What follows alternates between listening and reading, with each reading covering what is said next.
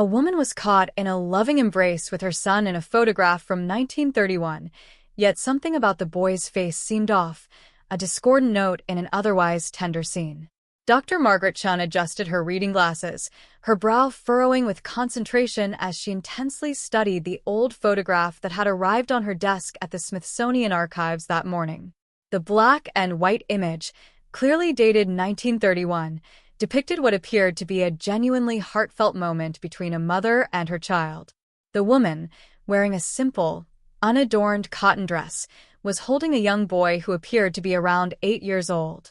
They were standing in front of what seemed to be a modest farmhouse, likely somewhere in rural Kansas, judging by the expansive, flat horizon and the weathered wooden fence visible in the background.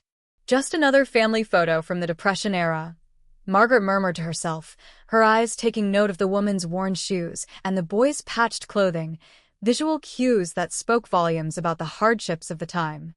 The photograph had been included in a larger donation to the archives from the estate of Elenina Hartwell, along with a treasure trove of other family memorabilia dating back to the early 20th century. But as Margaret reached for her magnifying glass, intending to examine the photograph's physical condition for archival purposes, something stopped her in her tracks.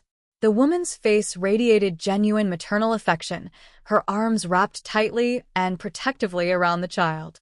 Her expression was soft, caring, exactly what one would expect from a mother holding her beloved son.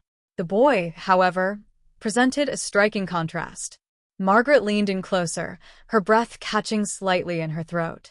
While the woman gazed down at the child with unmistakable tenderness, the boy's eyes seemed to stare straight ahead, fixed on some unseen point, with an unnerving intensity for someone so young.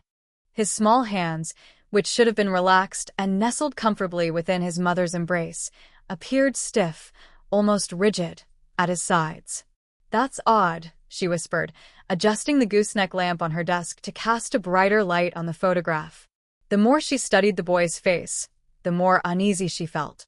There was something unsettling in his expression, something that transcended the innocent wonder of childhood. It was something else entirely, something that seemed far too mature, too calculating for an 8-year-old. In her research log, under the date 1931, Margaret wrote a brief note. "Unusual family photograph. Recommend further investigation into the Hartwell family history." Little did she know that this seemingly insignificant photograph would ultimately unravel a mystery that had been hidden for over 90 years, forever altering her understanding of a mother's love and the secrets that families keep buried, often in plain sight. 3 days later, Margaret found herself navigating the winding roads of Lancaster County, Pennsylvania, headed toward the sprawling Victorian house that had once belonged to Elenina Hartwell. The elderly woman had passed away peacefully at the age of 97, leaving behind a meticulously organized estate and a reputation in the small town of Millfield as a quiet but purposeful woman.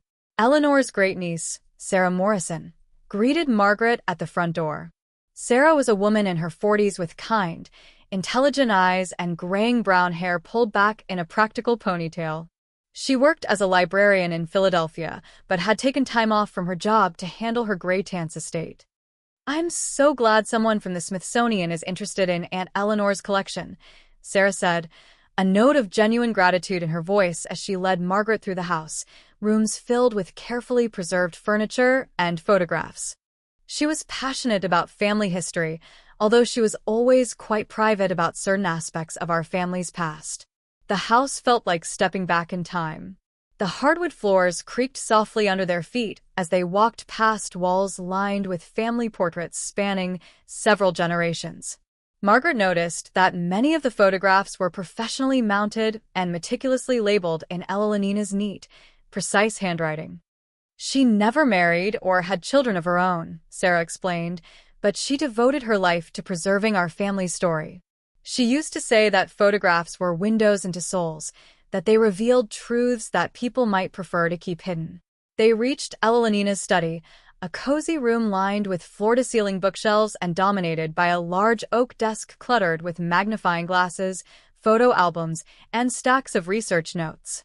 Sarah picked up a leather-bound journal from the desk. "This might interest you," she said, handing it to Margaret. Aunt Elenina's research notes about the 1931 photograph you mentioned on the phone. She spent years trying to understand that particular image. Margaret carefully opened the journal. Elenina's meticulous handwriting filled the pages with dates, observations, and probing questions. One entry immediately caught her attention. The boy in mother's arms. Why do his eyes hold such darkness? What did he know that we never understood?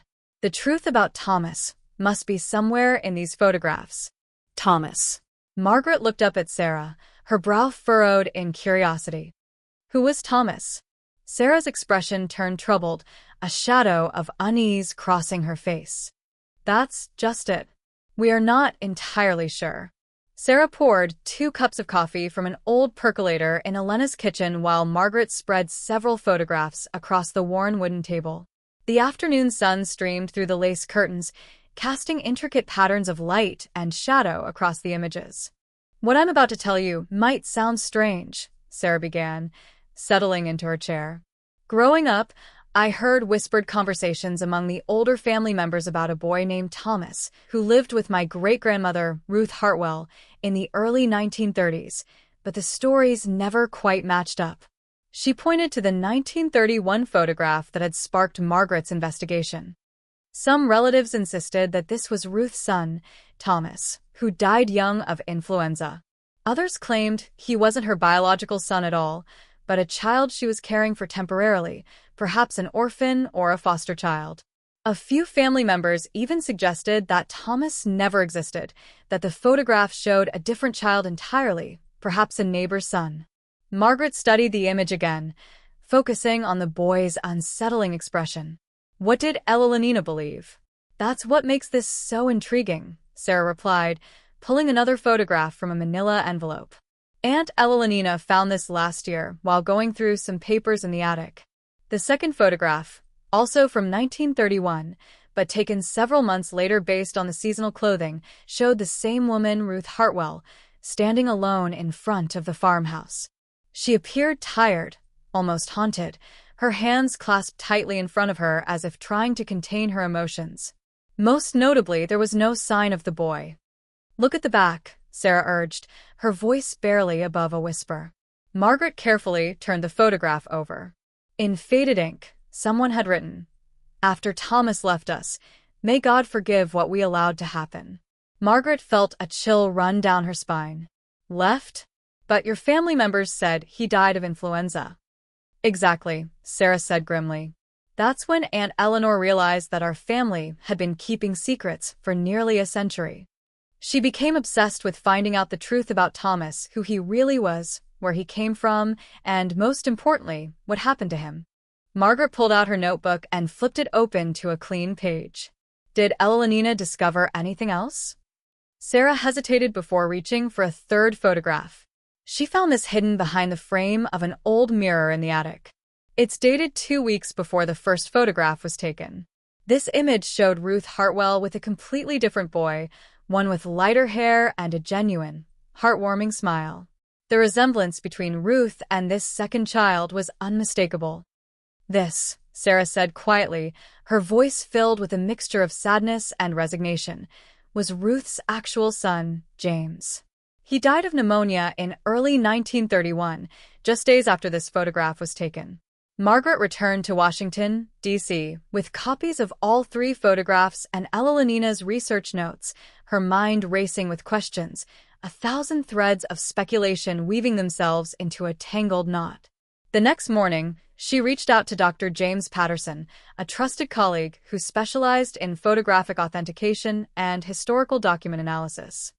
I need you to examine these images very carefully, she told James, her voice tight with urgency, as they met in his laboratory at Georgetown University. I want to know everything: the paper type, the chemicals used in developing the images, any signs of tampering or manipulation.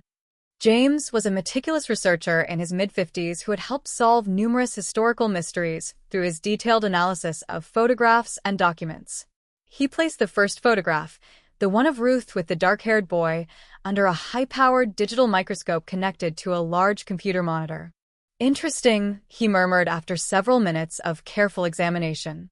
The photograph is definitely authentic.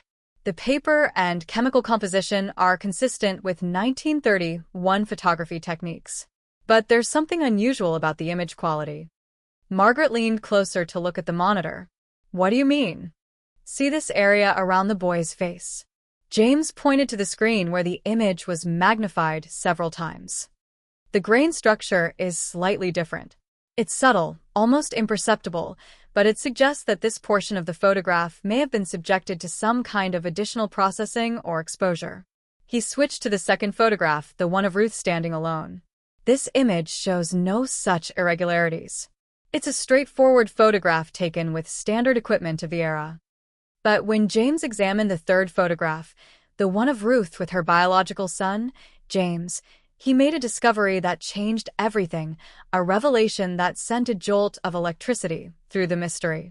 Margaret, you need to see this, he said, his voice filled with a mixture of excitement and disbelief. He had overlaid the two images on his computer screen, adjusting for slight differences in positioning and lighting. Look at the background elements, the fence posts, the shadows, the positioning of the farmhouse. Margaret stared at the screen, her eyes widening in astonishment. The backgrounds were nearly identical, suggesting that the photographs had been taken from almost exactly the same spot. But more importantly, James continued, his voice rising with excitement, look at this. He zoomed in on Ruth's dress in both photographs. See this small tear in the fabric near her left shoulder? It's visible in both images. And here, this scuff mark on her shoe. These photographs were taken much closer together in time than the dates suggest. Margaret felt her heart racing, a sense of dawning understanding flooding her mind. What are you saying?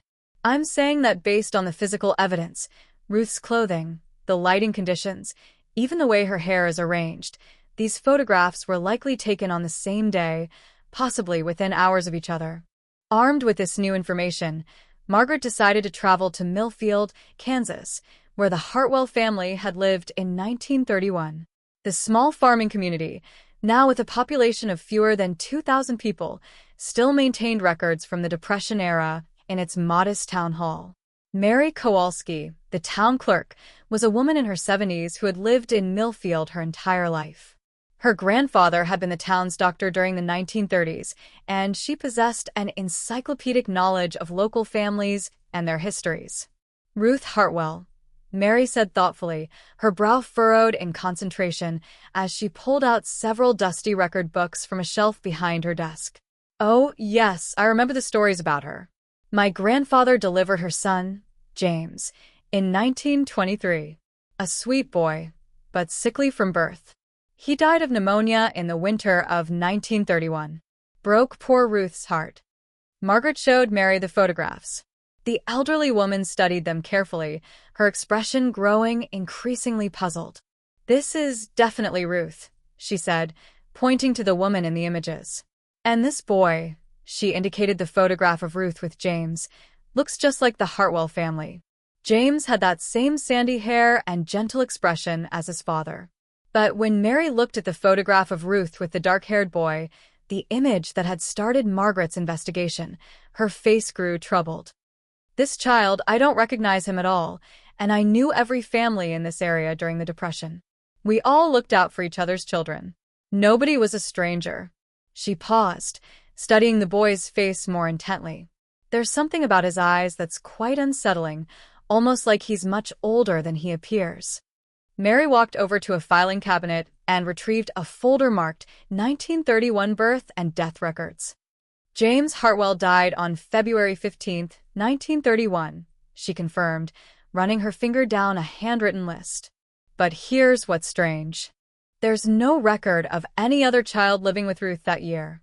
No adoption papers, no temporary custody arrangements, nothing. She looked up at Margaret with concern. According to our official records, after James died, Ruth Hartwell lived alone on that farm until she moved to Pennsylvania in late 1931. Yet, you're showing me photographs that suggest otherwise. Margaret felt a chill run down her spine, a sense of mounting dread. Is there anyone else in town who might remember those days? Someone who might have seen something or heard something? Mary thought for a moment, tapping her pen against her chin. Frank Morrison. He's 94 now and lives at the assisted living facility. His family owned the farm next to the Hartwells. If anyone would remember a strange boy living with Ruth, it would be Frank. The Millfield Assisted Living Center was a modest, well-maintained facility on the outskirts of town, a place where the past seemed to linger in the air. Frank Morrison sat in his wheelchair by a large window overlooking a peaceful garden, his mind still sharp despite his advanced age. When Margaret showed him the photographs, his reaction was immediate and visceral. "Dear God," he whispered, his hands trembling slightly as he held the image of Ruth with the dark-haired boy. "I never thought I'd see that child's face again." Margaret pulled up a chair beside him, her heart pounding in her chest. "You remember this boy?" Frank nodded slowly, his eyes filled with a mixture of fear and sadness. "Thomas. That's what Ruth called him, though I always suspected that wasn't his real name. He appeared at Ruth's farm shortly after young James died, maybe a week or two later." Ruth was nearly mad with grief, and suddenly there was this boy. Where did he come from? Nobody knew for certain. Ruth claimed she was caring for him temporarily, that his family was going through hard times, and she was just helping out.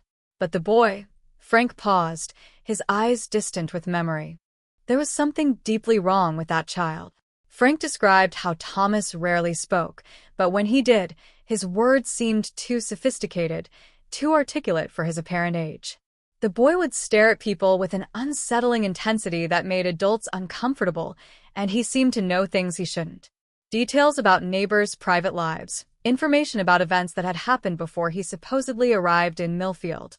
"It was like he could read your mind," Frank said, his voice barely above a whisper. "The animals didn't like him," Frank continued.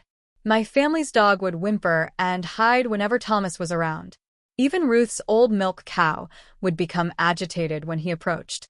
Animals sense things, you know." Margaret showed Frank the photograph of Ruth standing alone. "What happened to Thomas?"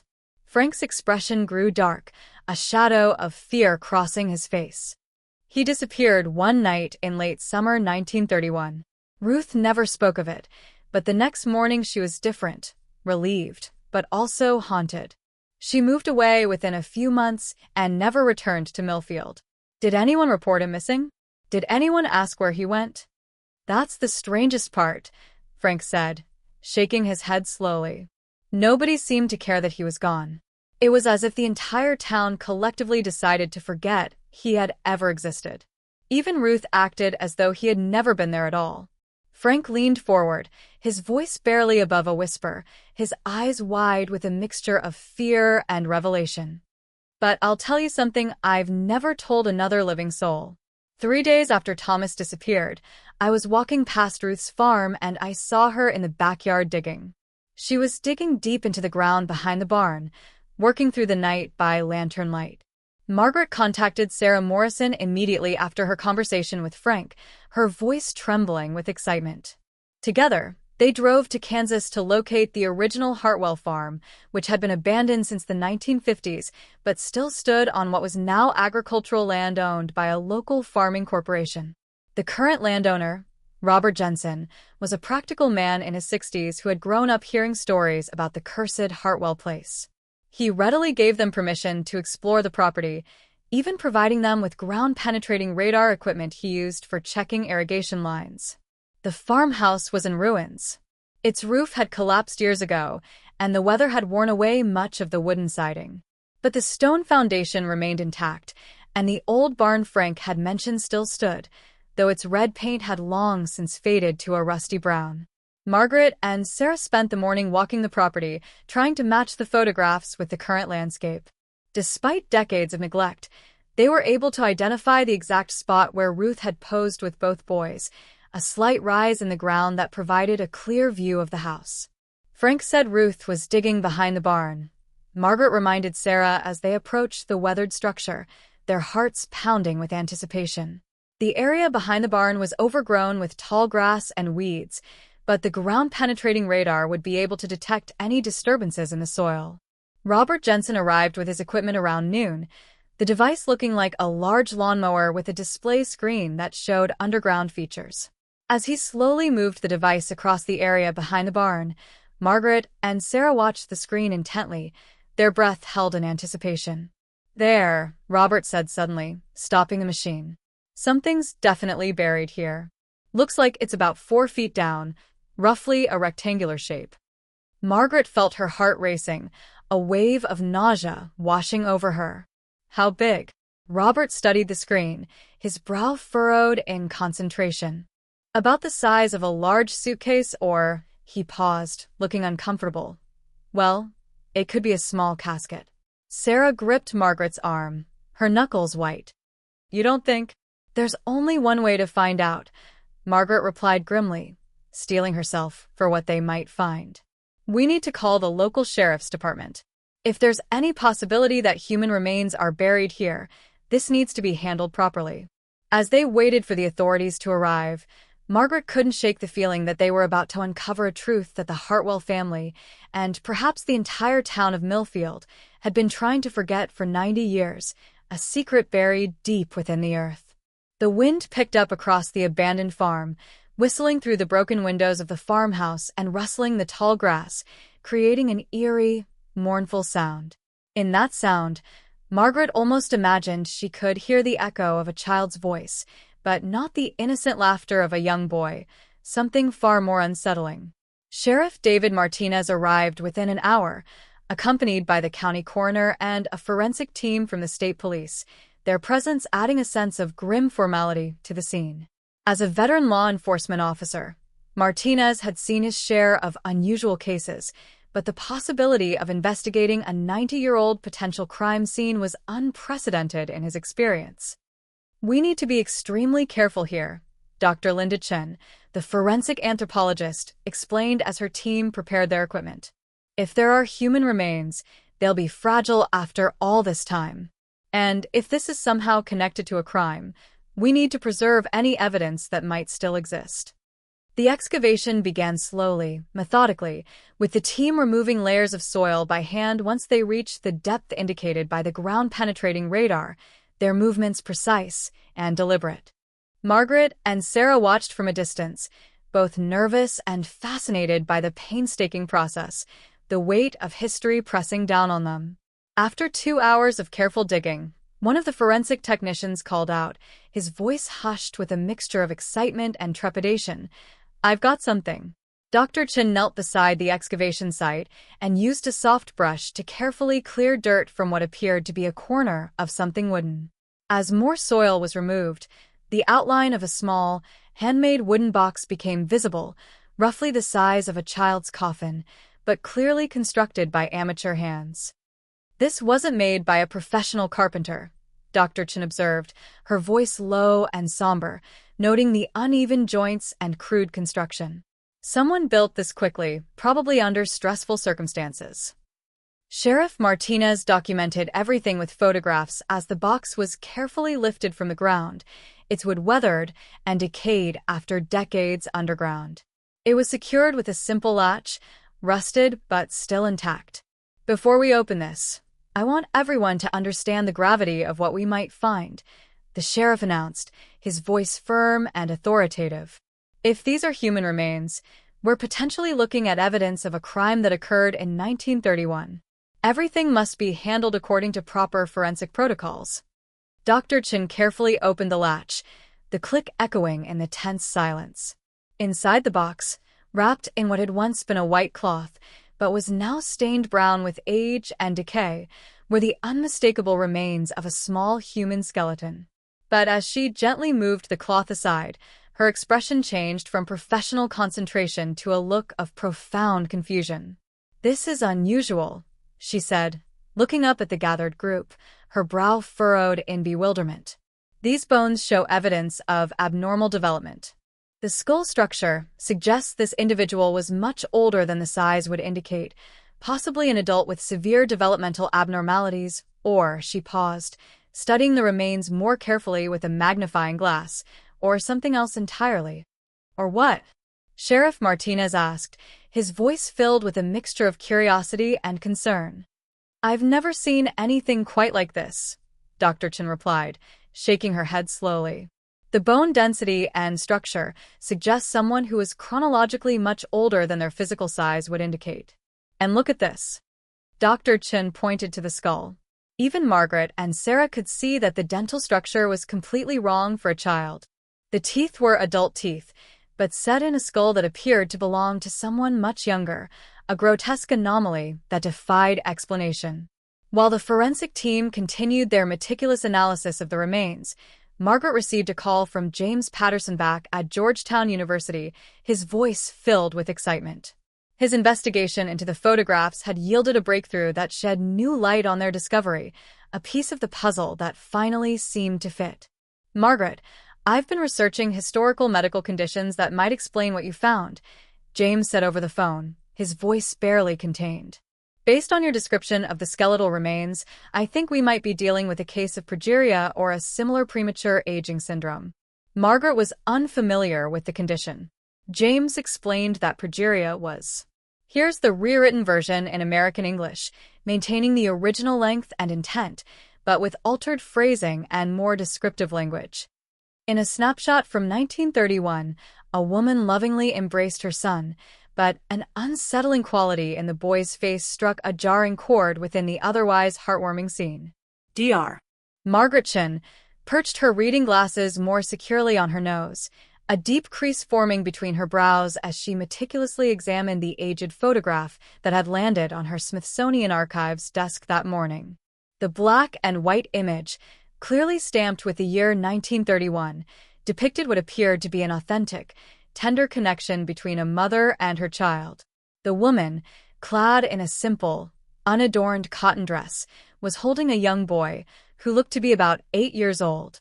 They stood before what seemed to be a humble farmhouse, presumably nestled somewhere in the heart of rural Kansas, if the expansive, flat horizon and the time-worn wooden fence visible in the backdrop were any indication. Just another family portrait plucked from the throes of the Depression, Margaret muttered to herself, her gaze lingering on the woman's well-worn shoes and the boy's patched-up clothes, visual cues that spoke volumes about the hardships of the era. The photograph was part of a larger donation to the archives, sent from the estate of Elenina Hartwell, along with a treasure trove of other family mementos reaching back to the early decades of the 20th century. However, just as Margaret reached for her magnifying glass, intending to scrutinize the photograph's physical state for archival purposes, something stopped her dead in her tracks. The woman's face radiated undeniable maternal affection, her arms wrapped tightly and protectively around her offspring. Her expression was soft, nurturing, precisely what one would anticipate from a mother cradling her beloved son.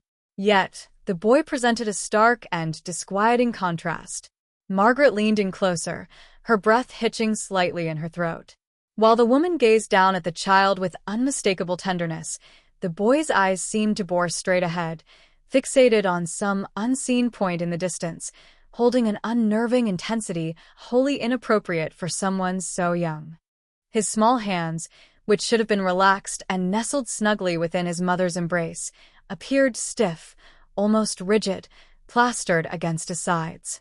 "That's quite strange," she breathed, adjusting the flexible gooseneck lamp on her desk to cast a brighter pool of light upon the photograph. The more she scrutinized the boy's face, the more deeply unsettled she became. There was something deeply perturbing in his expression, something that went far beyond the innocent wonderment of childhood. It was something else entirely, something that seemed far too mature, too coldly calculating for an 8-year-old. In her research log, beneath the heading for the date, 1931, Margaret jotted down a brief note. "Unusual family photograph. Recommend further investigation into the Hartwell family history." Little did she suspect that this seemingly innocuous photograph would ultimately unravel a mystery that had been concealed for over 90 years, forever shifting her understanding of a mother's love and the dark secrets that families keep locked away, often hidden in plain view. 3 days later, Margaret found herself navigating the labyrinthine backroads of Lancaster County, Pennsylvania, heading toward the sprawling, Queen Anne-style Victorian house that had once been the cherished home of Elenina Hartwell. The elderly woman had peacefully passed away at the ripe old age of 97, leaving behind a meticulously organized estate and a local reputation in the tiny town of Millfield as a quiet but intensely purposeful woman. Eleanor's great-niece, Sarah Morrison, greeted Margaret at the ornate front door. Sarah was a woman in her 40s, with kind, intelligent eyes and streaks of gray threading through her practical brown ponytail. She worked as a librarian in Philadelphia, but had temporarily stepped away from her job to manage her Greytance estate. "I'm so incredibly grateful that someone from the Smithsonian is interested in Aunt Eleanor's collection," Sarah said, a clear note of genuine appreciation in her voice as she ushered Margaret into the house, rooms filled with carefully preserved antique furniture and a multitude of photographs. She possessed a deep passion for family history, although she always maintained a sense of privacy surrounding certain aspects of our family's past. The house evoked the feeling of stepping backward through time. The polished hardwood floors creaked gently beneath their feet as they strolled past walls adorned with family portraits spanning several generations. Margaret observed that a large number of the photographs were professionally mounted and meticulously labeled in Eleanina's elegant, precise handwriting. "She never married or had children of her own," Sarah explained, "but she dedicated her entire life to preserving our family's narrative. She used to say that photographs were windows into people's souls, that they revealed underlying truths that people might prefer to keep buried and hidden." They reached Eleanina's study, a cozy, book-lined room with bookshelves reaching from floor to ceiling and dominated by a large, imposing oak desk cluttered with magnifying glasses, numerous photo albums, and towering stacks of research notes. Sarah picked up a worn, leather-bound journal from the desk. "This might be of particular interest to you," she said, handing it to Margaret. "Aunt Eleanina's research notes regarding that 1931 photograph you mentioned over the phone. She devoted years of her life attempting to decipher and understand that particular image." Margaret carefully opened the journal. Eleanina's meticulous handwriting filled the pages with dates, incisive observations, and probing questions that hinted at a relentless search for the truth. One entry immediately seized her attention. "The boy in mother's arms. Why do his eyes hold such an unnerving darkness? What secrets did he possess that we have never understood? The truth about Thomas must be buried somewhere within these photographs." Thomas. Margaret glanced up at Sarah, her brow furrowed in curiosity. Who exactly was Thomas? Sarah's expression clouded over, a shadow of unease briefly crossing her face. "That's precisely the mystery. We're honestly not entirely sure." Sarah poured 2 cups of steaming coffee from an old-fashioned percolator in Elena's sunny kitchen while Margaret carefully spread several photographs across the worn surface of the wooden table. The afternoon sun streamed through the delicate lace curtains, casting intricate patterns of light and shadow dancing across the faded images. "What I'm about to share with you might strike you as rather strange," Sarah began, settling into her chair. "Growing up, I overheard whispered conversations among the older members of our family about a young boy named Thomas, who lived with my great-grandmother, Ruth Hartwell, sometime during the early 1930s, but the accounts and the stories never quite aligned with one another." She gestured towards the 1931 photograph that had sparked Margaret's relentless investigation. Some relatives adamantly insisted that this was Ruth's son, Thomas, who tragically died at a young age from a severe bout of influenza. Other family members claimed that he wasn't her biological son at all, but rather a child she was temporarily caring for, perhaps an orphan or a foster child in need. A few family members even went as far as to suggest that Thomas never even existed at all, that the photograph depicted an entirely different child, perhaps the son of a neighbor. Margaret intently studied the image once more, focusing intently on the boy's undeniably unsettling expression. What did Eleanina herself believe to be true? "That's precisely what makes this entire situation so intriguing," Sarah replied, retrieving another photograph from a well-worn manila envelope. "Aunt Eleanina made this particular discovery just last year, while she was meticulously going through some old papers up in the attic." The second photograph, also originating from the year 1931, but taken several months later based on the differences in seasonal clothing, showed the same woman, Ruth Hartwell, standing alone in front of the weathered farmhouse. She appeared profoundly weary, almost haunted by something, her hands clasped tightly in front of her as if she were struggling to restrain some powerful emotions. Most notably, there was absolutely no sign of the boy. "Take a look at the back of the photograph," Sarah urged, her voice barely more than a whisper. Margaret gingerly turned the photograph over. In faded, barely legible ink, someone had scrawled, "After Thomas left us, may God forgive us for what we allowed to happen." Margaret felt an unexpected chill race down her spine. "Left? But you mentioned that some of your family members believed he had succumbed to influenza."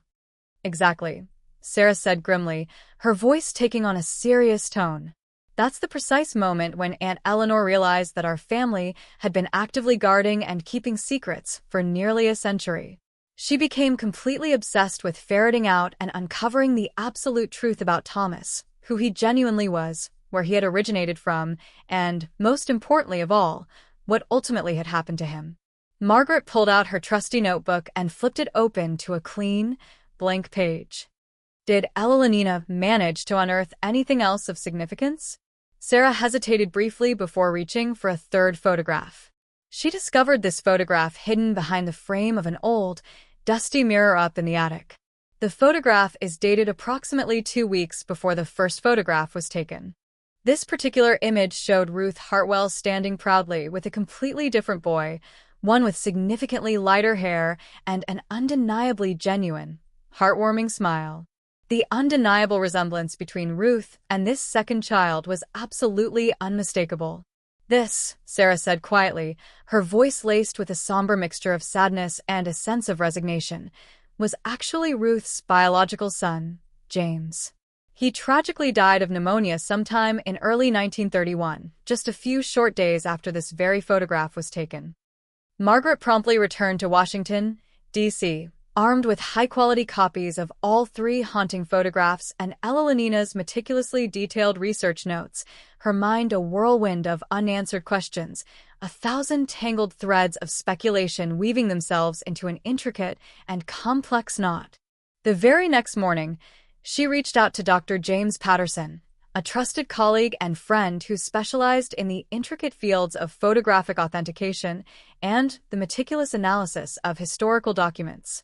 "James, I need you to meticulously examine these images with extreme care," she told James, her voice tight with a sense of urgency, as they met in his high-tech laboratory at Georgetown University. "I desperately need to know absolutely everything: the specific type of paper used, the exact chemical composition of the developing agents, any potential telltale signs of tampering or subtle manipulation." James was a supremely meticulous and exceptionally dedicated researcher in his mid-50s, who had assisted in solving a large number of seemingly unsolvable historical mysteries through his remarkably detailed and exhaustive analysis of countless photographs and countless documents. He carefully placed the first photograph, the one depicting Ruth standing with a dark-haired boy, beneath a high-powered digital microscope connected to a large, state-of-the-art computer monitor. "Interesting," he murmured quietly after several long minutes of painstakingly careful examination. "The photograph is without a doubt authentic. The paper and the chemical composition are completely consistent with the photographic techniques utilized in 1931. However, there's something remarkably unusual about the photograph's overall image quality." Margaret leaned in closer to carefully observe the monitor. "What specifically do you mean by that, James?" "Observe this particular area surrounding the boy's face," James responded, pointing precisely to the screen where the image was magnified several times over. "The grain structure in that region is noticeably different and slightly inconsistent with the rest of the photograph. It's undeniably subtle, almost imperceptible to the naked eye, but it strongly suggests that this specific portion of the photograph may have been subjected to some kind of additional processing or overexposure." He swiftly switched to the second photograph, the one showing Ruth standing alone in front of the aging farmhouse. This particular image shows absolutely no such irregularities. It's a completely straightforward photograph, taken using standard photographic equipment that was commonly available during that historical era. However, when James meticulously examined the third photograph, the one portraying Ruth with her biological son, James, he made an earth-shattering discovery that radically changed everything, a stunning revelation that sent an undeniable jolt of electricity through the core of the long-unsolved mystery. "Margaret, you absolutely need to take a look at this immediately," he said, his voice filled with a palpable mixture of astonishment and disbelief. He had carefully overlaid the two particular images on his computer screen, making precise adjustments for only the most minuscule differences in positioning and lighting conditions. Carefully examine the background elements of the photographs, such as the fence posts, the distinctive shadows, and even the precise positioning of the old farmhouse. Margaret stared intently at the screen, her eyes widening in absolute astonishment. The backgrounds were nearly identical in every way, strongly suggesting that the photographs had undoubtedly been taken from almost exactly the same physical spot. But more importantly than that, James continued, his voice steadily rising with excitement and anticipation, "You absolutely have to examine this right here." He zoomed in dramatically on Ruth's well-worn dress in both photographs. Notice this small, distinct tear in the fabric located near her left shoulder? It's undeniably visible in both images. And look right here, at this scuff mark clearly visible on her aged shoe. These remarkable photographs were very likely taken much closer together in time than the original dates would tend to suggest. Margaret could feel her heart racing in her chest, a profound sense of dawning understanding flooding her rapidly thinking mind. "What exactly are you implying, James?" "What I'm stating is that, based upon the undeniable physical evidence, Ruth's clothing, the specific lighting conditions, and even the distinct way her hair is arranged, these revealing photographs were very likely taken on the same day, possibly even within just a few short hours of each other." Armed with this undeniably new and significant information, Margaret made the firm decision to immediately travel to Millfield, Kansas, the small, tightly knit farming community where the Hartwell family had resided back in 1931. The small farming community, an exceptionally rare genetic condition that accelerated aging in young children, usually leading to the physical characteristics of an elderly individual confined within a child's body. Back in 1931, the medical field's comprehension of such ailments was practically non-existent. But this is where things take a real turn, James continued, his voice growing louder with enthusiasm. "I stumbled upon records from a 1930 medical case study about a kid named Timothy Walsh who went missing from a state-run facility in Nebraska. This boy had a particularly severe case of progeria and exhibited behavioral problems that made him difficult to manage in an institutional setting." Margaret felt like the pieces of a jigsaw puzzle were beginning to fall into place, a glimmer of understanding breaking through the shadows. "What sort of behavioral abnormalities?" she questioned, her voice slightly shaky with anticipation. According to the medical records, Timothy appeared to possess the mental capacity and emotional maturity of an adult trapped inside the body of a child that was rapidly deteriorating. The combination of his physical appearance and advanced psychological development made him quite unsettling to those around him. He was described as being manipulative, calculating, and capable of understanding and exploiting adult emotions in ways that seemed almost supernatural to people back in the 1930s. The implications were massive. Margaret came to the realization that what Ruth Hartwell had encountered wasn't supernatural in any way, shape, or form, but rather a tragic run-in with a child grappling with an incredibly rare medical condition that wouldn't be properly understood for many years to come. "James, can you send me copies of those medical records? I'm beginning to think that Timothy Walsh and the boy known as Thomas could very well be one and the same person." After ending the phone call, Margaret divulged this information to Sarah, the weight of the revelation settling heavily between the two of them. The discovery fundamentally altered everything they had uncovered, casting a new perspective on the mystery. Ruth Hartwell hadn't been dealing with something supernatural, but with a seriously ill child whose condition made him seem otherworldly to people in 1931.